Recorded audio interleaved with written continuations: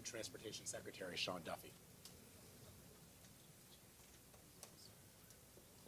All right, Muriel Bowser is standing there at the podium about to begin. She is standing with leaders in Washington, D.C., including the EMS and Fire Chief. I'm Muriel Bowser. I'm the mayor of Washington, D.C. We are here at Reagan National Airport to provide an update on the tragic events of last night. I'm joined by U.S. Transportation Secretary Sean Duffy, D.C. Fire and EMS Chief John Donnelly, American Airline CEO Robert Eisen, the Washington Metropolitan Washington Airports Authority CEO Jack Carter, United States Senator Mark Warner, United States Senator Tim Kaine, U.S. Representative Don Beyer, as well as the Chief of the Metropolitan Police Department, Pamela Smith. And we are joined by first responders from across the Metropolitan Washington region.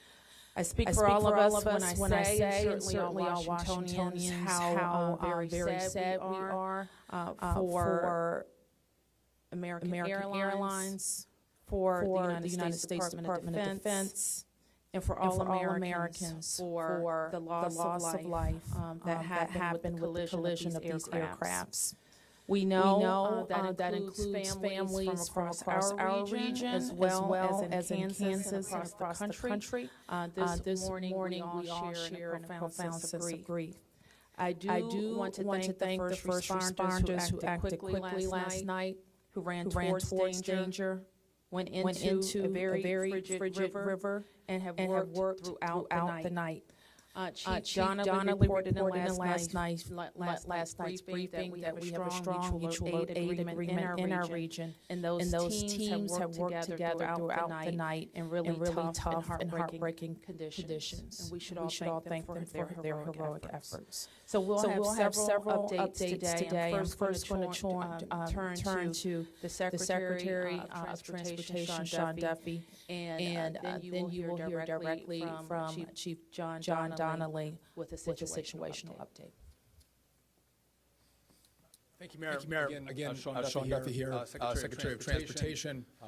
We wish we were gathering for different purposes today. I just want to let you know that the Department of Transportation, the FAA, along with the White House President Trump, local, state, and federal partners all working together on this incident in unison. I couldn't be prouder of this team that's been assembled, working tirelessly.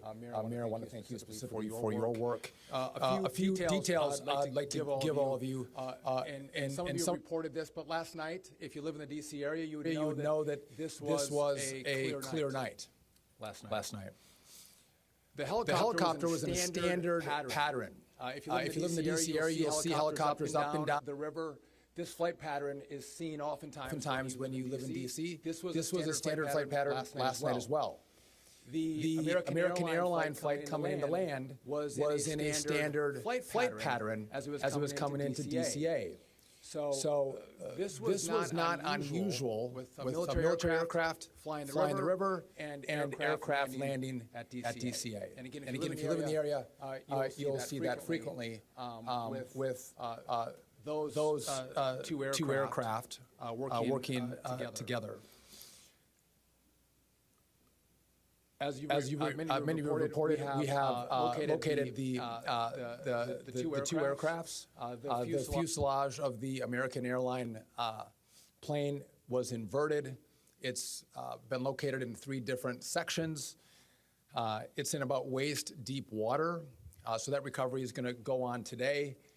As that recovery takes place of the fuselage of the aircraft, NTSB is going to start to analyze that aircraft, partner with the FAA with all of the information we have to get the best results possible for the American people. I would just say that safety is our expectation.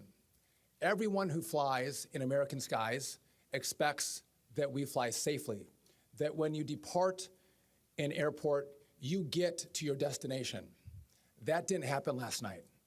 And I know that President Trump, his administration, the FAA, the DOT, we will not rest until we have answers for the families and for the flying public. You should be assured that when you fly, you're safe. Thank you.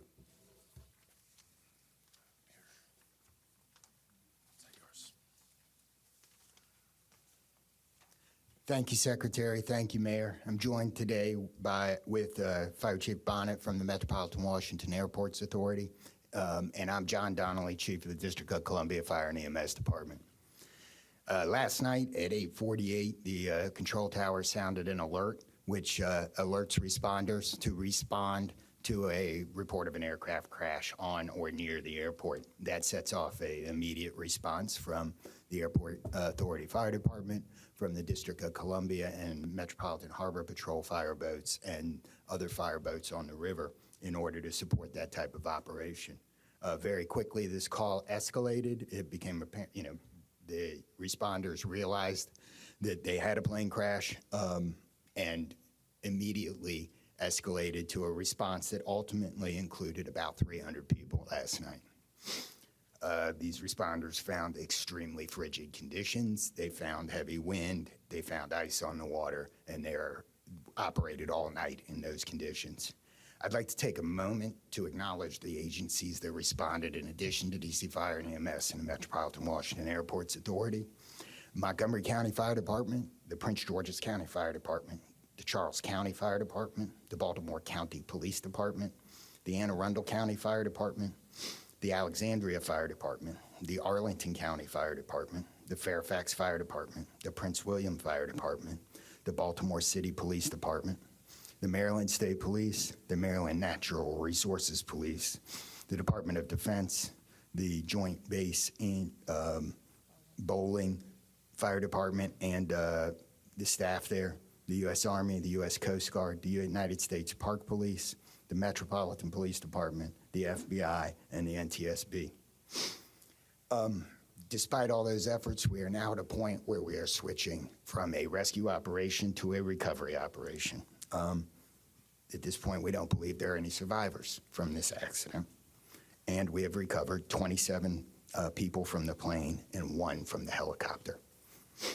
The District Office of the Medical Examiner has lead on reuniting these bodies and these people with their loved ones, and we will continue to work to find all the bodies and collect them and reunite them with their loved ones. We should also acknowledge that the Virginia Medical Examiner and the Army Medical Examiner are involved in this operation and a very important part of getting people identified. So.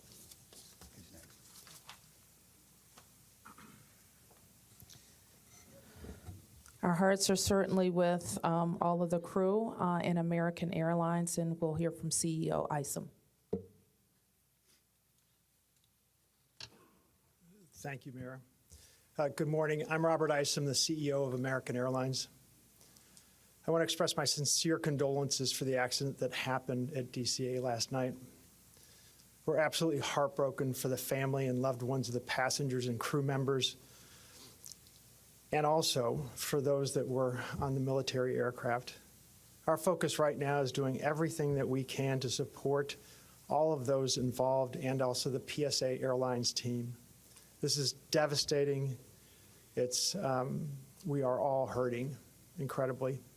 We urge any family and friends looking for information about their loved ones to call our designated helpline, and that's at 1-800-679-8215, 1-800-679-8215. And here's what I can share at this early stage. American Eagle Flight 5342, operated by PSA Airlines, traveling from Wichita, Kansas to Reagan National Airport, was involved in an accident just before 9 p.m. local time on final approach into Reagan National. It collided with a military aircraft on an otherwise normal approach. And at this time, we don't know why the military aircraft came into the path of the PSA aircraft. Flight 5342, a CRJ 700, was under the command of 4 crew members. They carried 60 passengers, as you know, for a total of 64 people on board. In addition to local resources already here in DC, American Airlines has activated our care team, and that's a group of specialists that are trained to support these types of responses. These team members are on site or arriving soon. And additionally, we have members of our GO team that are on ground here in DC, and they're being deployed with resources to do everything that we can to take care of the needs of the families and the loved ones of the passengers and crew members. And that is our sole focus. And we're so grateful for the first responders. They've been working through the night, courageous efforts. And we're actively working with local, state, and federal authorities on emergency response efforts and closely coordinating with PSA Airlines as they cooperate fully with the NTSB on the investigation. I know that there are many questions. And at this early stage, I just won't be able to answer many, but we'll provide additional information as it comes. Thank you. I want to introduce the Metropolitan Washington Airports Authority CEO, Jack Potter. The authority manages Reagan Washington National and Dulles International. Good morning, and thank you, Mayor. First, let me begin by expressing our condolences for all the victims of this flight and for their families. There's a lot of grieving going on, and so we're very sympathetic to that. I want to echo what was said about the first responders. When there's a problem in this area, everybody drops everything and they rush to wherever the problem is. So I want to thank the chief, the entire team from Washington, D.C., but just as important, the list of folks that the chief described. Federal authorities have been here en masse, and so a lot of effort was brought to bear. Unfortunately, we weren't able to rescue anyone. But we are in the recovery mode right now. And I just want to, last night I expressed the fact that we hope to open at 11 o'clock today, and that is still the case. We're going to open the airport at 11 o'clock. And again, condolences to the families and thanks to the many, many who are still out there working very, very hard to complete this recovery. Thank you, Mayor. I do want to acknowledge that the Virginia Transportation Secretary is here in addition to the Alexandria Mayor, and I will like to ask members of the Virginia Congressional delegation to the podium next. U.S. Senator Mark Warner, followed by Tim Kaine and Representative Don Beyer. Thank you, Mayor. I want to join with everyone else and express my condolences for the victims. For folks who don't live in the DMV, we are made up of a lot of jurisdictions. Reagan Airport's in Virginia. Across the river we have Maryland, obviously the district, but has been indicated by the chief, when tragedy happens, all those distinctions between the various jurisdictions and our federal partners all disappear. And I want to, again, thank all the first responders. On a personal note, I'll just add that literally I now know I was coming back from the district from a dinner to my home in Old Town Alexandria. And while I did not see the collision, I wondered, I'd never seen this many red lights streaming towards the airport and across the river in Maryland about this time. My phone started blowing up, and I realized that this accident had taken place. There'll be a time to figure out. I know NTSB will have a briefing later in the day. But to the victims, our condolences. To the first responders, our thanks. Sorrow, thanks, and questions. So sorrow, as all have expressed, to the crew, to the passengers, to the soldiers, to their families, to their friends, to their loved ones, to people who are still trying to get information and unsure whether their loved ones have been lost.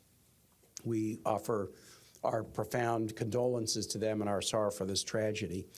Thanks. I'll echo, Mayor, what you began with. When you see a challenge like this and you see people from so many different agencies, local, state, federal, with different uniforms, different badges, but working in such a coordinated way, even in the midst of a tragedy, it does give you a sense of appreciation and pride in people's willingness to come to the danger and work together. And I started to see that as a local official 30 years ago in Richmond, and definitely have seen it here. And then finally, questions. There are going to be a lot of questions, obviously, a lot of questions. And that's what the NTSB's job is to be an independent investigator of incidents like this. And they are here. We were in dialogue with them earlier today. They've been here since they got the alert, and they will be doing the work and playing lead in answering the many questions that we have. And that's as it should be. It's not a time to speculate. It's a time to investigate and get answers to the questions we need. And I have confidence that will be done. Thank you. Following up on the Senator, I think grief, thanks, and service, with millions and millions of Americans traveling every year, we are all grieving, knowing that it could have been our loved ones, it could have been us. And our hearts go out to all those who have lost folks. In a most partisan place also, I'm really thankful that Democrats and Republicans, people from all over, have come together to try to make sure that people are served. As a local representative, I want the families to know that our office is available to serve you in any way we possibly can through this time of grief and transition and loss. And then also just note that we're deeply grateful for the people who risked their lives last night on a moment's notice and spent the whole night on the river in the ice and the wind, serving us. And then finally, as Senator Kane, Senator Warner noted, after the NTSB investigation, we've got to make sure that at the federal level and with the support of Virginia, Maryland, D.C., we're doing everything we can to make sure this does not happen again.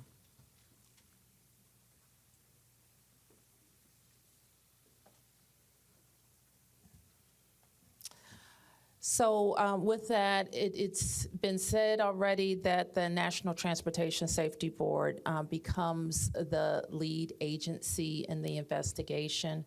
Our jurisdiction in D.C., where the crash occurred over the river, concludes as we, in the leadership role of the Unified Command, as we shift to a recovery effort.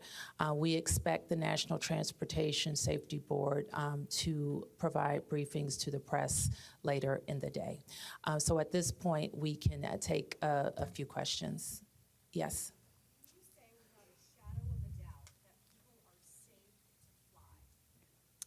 What we can talk about today is what happened here with the collision of these vehicles. We've said what we know, and that the National Transportation Safety Board continues to investigate. I don't know that any of us have been briefed on anything that would suggest any other aircraft are implicated. Yes? You're still missing 30+ people in the water. What are some of the challenges in recovering them right now? Chief. So the rescue operation or the recovery operation goes on. It's a lot of touch and feel in the different parts of the plane or in the helicopter, and the crash area is a little spread out, so we've got some work to do. And I think it's a pretty normal type of situation. I don't think it's extraordinary. How spread out is this debris field? So the wind started blowing last night, so we've had debris travel from the airport down as far as the Wilson Bridge. Mile-wise, how far is that? I couldn't tell you. Less than a mile. This is a question for CEO Carter. You're going to open the airport at 11 o'clock this morning. How are you going to do that? And what impact is that going to have on operations, on passengers, on people's anxiety? How are we going to do this? Well, we're going to open the airport at 11 o'clock. It's safe. We've worked with all the federal agencies, FAA, and you know, it's been determined that we can open that airport safely. The recovery effort that's on our property is on the waterfront. Our primary runway, 119, will be open. It's away from any activity. We're going to have a secure area around that, so all are comfortable that we can get back to operations. Now, each airline will announce or communicate to their passengers what their operations are going to be. Obviously, their networks were disrupted overnight, And so we might have a slow recovery, but the bottom line is we will begin to have aircraft moving in and out of this airport at 11 o'clock.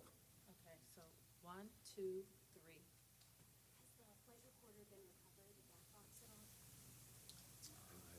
I don't think we can say anything about what's in NTSB's purview. You mentioned the airport opens 3 hours from now. There's a lot of helicopter traffic from the military, U.S. Park Police and all that. Will helicopters be flying right through here as well, beyond the recovery efforts?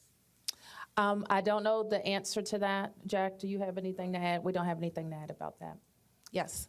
This is for Secretary Duffy. Can you reassure Americans that the U.S. still has the safest airspace in the world?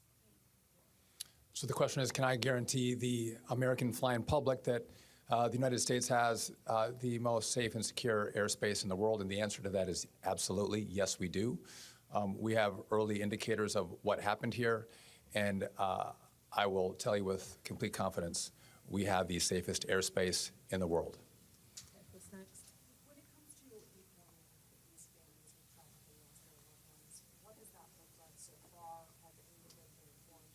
The flight manifest, is there any details you can provide on that front? Can you add anything? All I can say is that we have published the 1-800 number. We have family assistance centers set up here in DCA. We do in Wichita as well. I'm not at liberty to give the number of families that have been that have used those services, but we are making that use.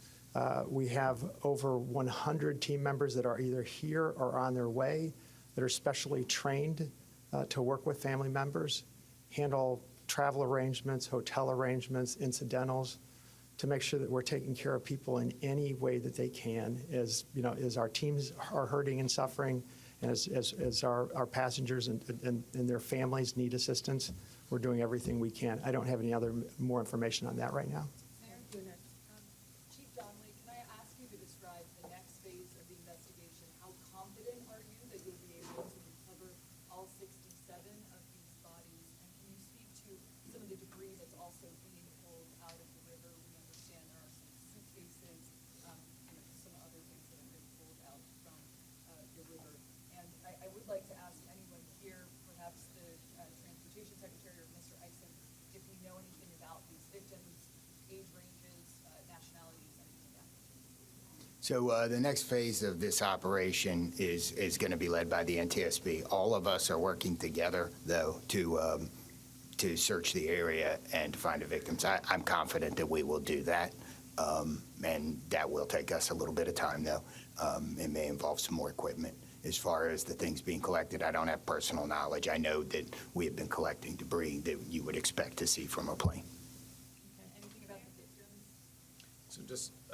So the question is about the victims. The NTSB is going to lead that portion of the contact with the victims.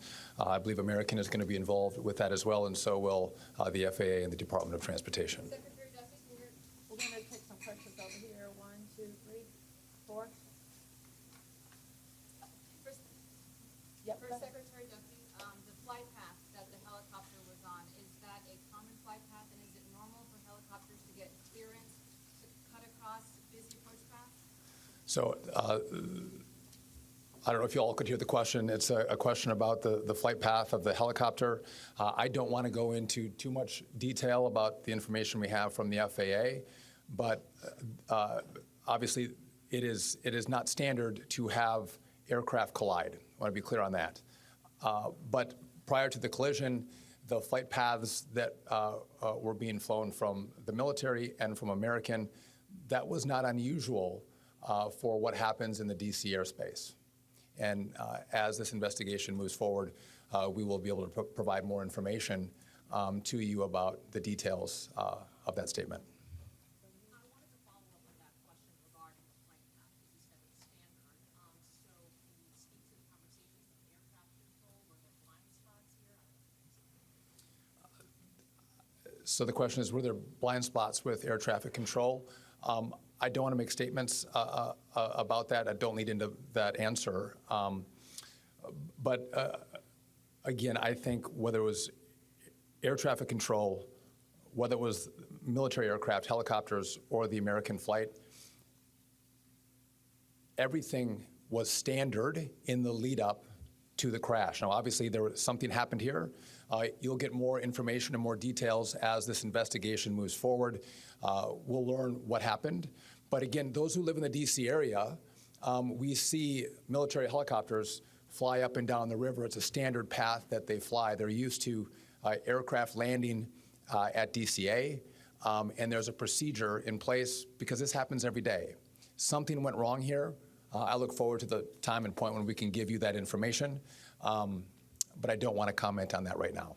Senator Payne, Senator Warner, you all have been very vocal about your concerns about busy runways here, air traffic. I know it's still early in the investigation. I'm just curious any steps that you all plan to take to address that. We have raised this issue continuously. We've got very busy airspace. I think we will ask questions, but at the appropriate time. We are in this period right now where families are still being notified. We're trying to figure out what happened. There'll be time for those discussions, I think. Yeah, I just say the same thing. We've been pretty plain about our concerns, but it isn't a good time to speculate right now. We have faith that the NTSB will provide the answers about this. Okay, you fourth here, and I'm going to take 3 in the middle, and then we're going to have to wrap 1, 2, 3 after this young man. Thank you, appreciate it. Chief, I know I can imagine it must be traumatic for the first responders to have to deal with this. How are they doing right now, and are you all going to be offering any services to help them as they process this? So thank you for the question. Our first responders are resilient people, but yes, this call will be hard for them. Our peer support teams are already engaged with the responders, and we'll be following up on that to make sure that they're okay. But I think the concern is real. What kind of communication was there between the helicopter and the tower, the plane and the tower, and the helicopter and the plane? I don't want to say too much on the communication between the helicopter and the tower and the airline and the tower, but I will say this: there was communication. It was, I would say, standard communication. So there was not a breakdown, if that's your question, in communication between the military helicopter and the American airline flight. There was communication between the aircraft and the tower. Was the plane aware there was a helicopter in the area? I would say the helicopter was aware that there was a plane in the area.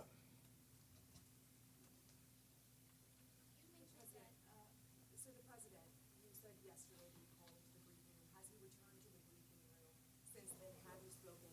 Also, a question about the National Security Advisor, Mike Waltz. He's saying that there was 30 bodies that have been recovered. That you just said that in the White House. Curious. I know you're in this pressing right now, so that's hard for you to update. But I do have the question on potency. I can do the body. Oh, you do the body first. So in terms of body recovery, as we recover bodies, we have a process, and we're not counting any bodies until they're in the possession of the medical director. So there may be some fluctuating in numbers that other people would report, but our numbers from the medical examiner. So just in regard to the president in the briefing room, I've been with this team for the last hour plus as we've worked through the details of the information we wanted to give you. But it is my understanding that either this morning he was going to be in the Situation Room, or the Situation Room is obviously briefing the president. He has been kept in full appraisal of what is taking place.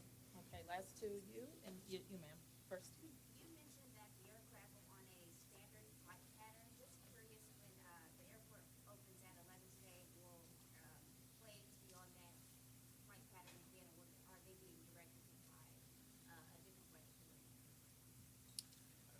Jack, do you want to mention it? Okay. Well, I mean, safety is paramount, and I don't have that information quite yet from the FAA, so I don't want to provide an information I don't want to provide an answer or inaccurate information on what routes will be flown out of DCA. Okay, last one. Two questions really quickly. What do you know about the experience and history of the pilots of both the American Airlines plane and the Army Black Hawk helicopter? And then for Secretary Duffy, last night the president had said that this could have been prevented and question why air traffic control didn't tell the helicopter what to do. Is that something that investigators have determined should have happened in this situation? So do you want to quickly, Secretary? Just quickly, I don't have a lot of information to release, but these are experienced pilots. I know that the captain had 6 years with PSA, or almost 6 years with PSA, and the first officer almost 2 years. Again, standard approach, and that's about all I can say. Thank you. In regard to the military, I don't have information in regard to the experience of the military pilots. I would just note that this was classified as a training mission. Sometimes people could think that a training mission is someone who is inexperienced in the cockpit. We call these missions that are flown in the D.C. area as our pilots are getting hours in experience training missions. So don't read into that we had how many hours the pilots on the military aircraft had. And you had another question for me that was. Last night, the president had said Yep. that this could be prevented, and also that air traffic control, questioning why they may not have communicated with the helicopter, telling them what to do. We are going to wait for all the information to come in from this vantage point, but to back up what the president said, what I've seen so far, do I think this was preventable? Absolutely. Thank you. Is there an acting FAA director?